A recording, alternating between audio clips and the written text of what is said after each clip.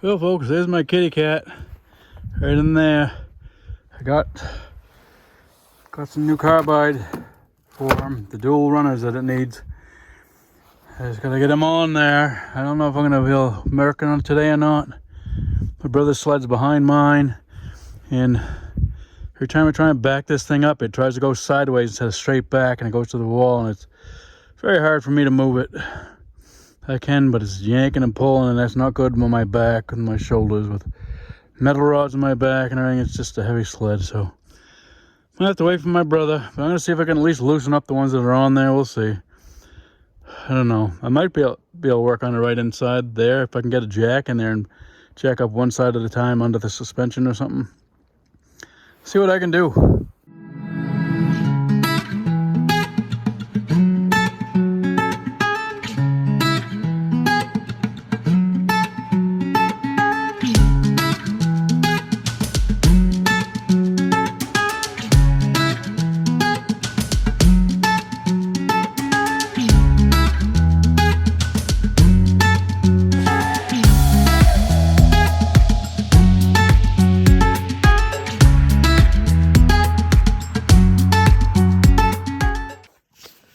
Alright, I got all these 9/16 nuts off. I'm going to have to jack it up with this floor jack.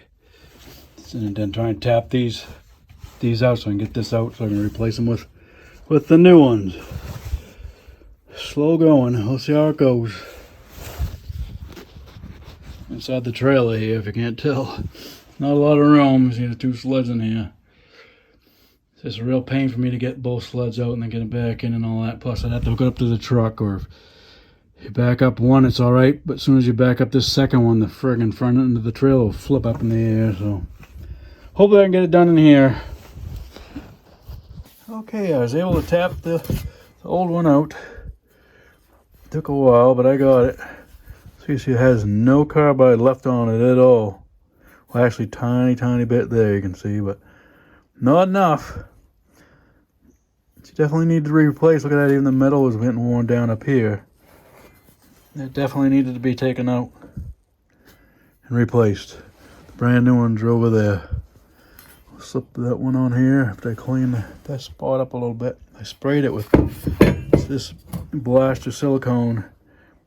Get those nuts off because they're pretty rusted, as you can tell.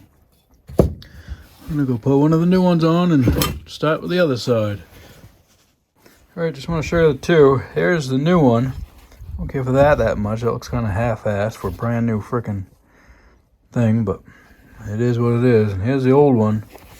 See where the carbide's supposed to be, way up here. That's all gone. Just a tiny little bit of edge. And here's the actual carbide on the new ones. Goes all the way to here. I got 6-inch carbide for these here. Sorry. It's all carbide right there. I got 6-inch for these, and I don't know if that might have had 4 inches on it, maybe.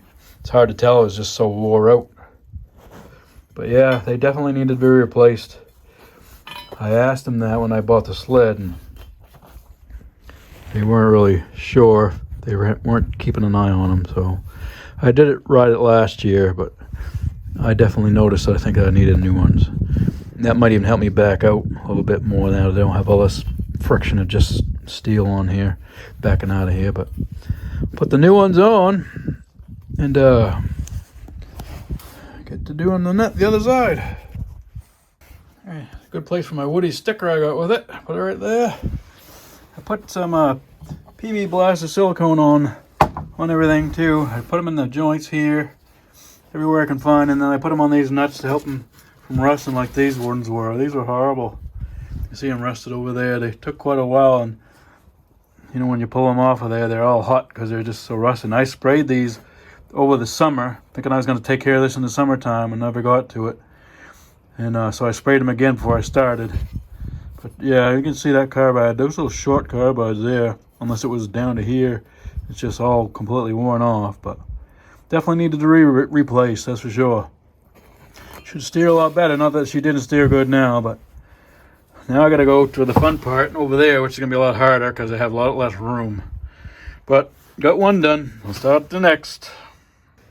All right, I finally got that one out. Here it is. Looks horrible. See, barely, I think that might be a 4-inch carbide maybe. There's not much left on it, and it's all wore out in the front. So yeah, these definitely are on their last legs. It's all rusted up, nuts are rusted, the bolts are rusted. And I gotta throw the other one on here. This is a tight fit in here. You're gonna see me half out of the trailer, my head sticking out. It was a warm day today, so I decided to get her done. I'll be going sledding this weekend, so. All right, I gotta open up the other package and get that one on. Well, hopefully, taking these 2 kitty cats out of their slumber and taking them for a run. See how it goes. All right, that wasn't the easiest thing. It's not a hard job. It's just trying to do it inside that tiny little spot was a pain in the ass. But I got it done. She's on there. They've got new carbide runners on her. I think there was 4-inchers on it before, carbides, dualies. These are 6-inch dualies. I don't know if that's going to make a big difference or not, but we'll find out.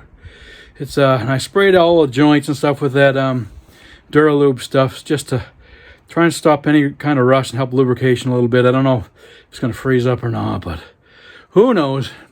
It's the thought that counts, right? I want my cat ready to go.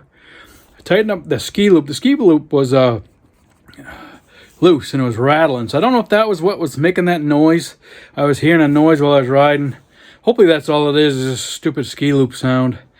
I still, and when I replaced the carbides, I didn't notice cracks or anything in the skis at all, and I didn't feel anything loose or making a kind of a sound. So I'm hoping it's just that ski loop that was loose and making a weird rattling sound that I was hearing, but we'll see.